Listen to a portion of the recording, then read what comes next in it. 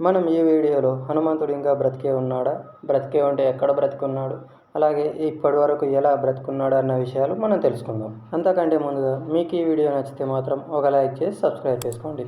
కామెంట్స్లో మాత్రం జై శ్రీరామ్ అని చెప్పేసేయండి.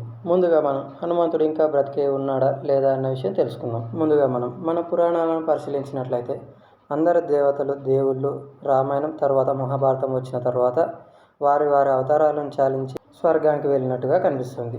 కానీ హనుమంతుని విషయంలో మాత్రం ఏ పురాణంలోనైనా అలాగే ఎలాంటి గ్రంథాలలోనైనా కానీ హనుమంతుడు శరీరం విడిచిపెట్టినట్టుగాను లేదా హనుమంతుడు స్వర్గానికి చేరినట్టుగాను ఏ పురాణాల్లో మనకు చూడలేదు. ఇప్పుడు రెండో విషయం, హనుమంతుడు బ్రతికే ఉంటే ఎక్కడ బ్రతుకు. దీనికి చాలామంది ఏమని చెప్తారంటే హనుమంతుడు హిమాలయాల్లో బ్రతికే ఉన్నాడని చెప్తారు. కానీ ఇది నిజం కాదు. ఎందుకంటే హనుమంతుడు సుగ్రీవుడికి మంత్రి.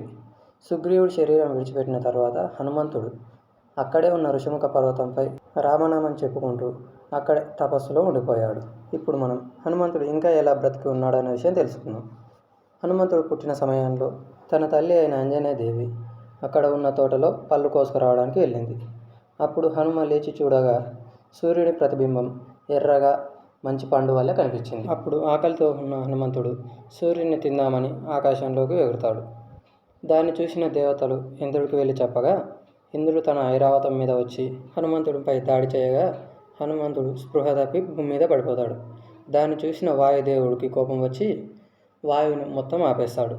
అప్పుడు అందరూ దేవతలు దిగి వచ్చి హనుమంతుడికి ప్రతి ఒక్కరూ వరాలు ఇవ్వడం మొదలు పెడతారు. ఇలా దేవతలందరూ వరాలు ఇస్తుండగా యమధర్మరాజు వచ్చి నా యొక్క పాశం నీపై పనిచేయదు, అంటే నీవు నా వల్ల చనిపోవని వరం ఇచ్చి వెళ్ళిపోతాడు.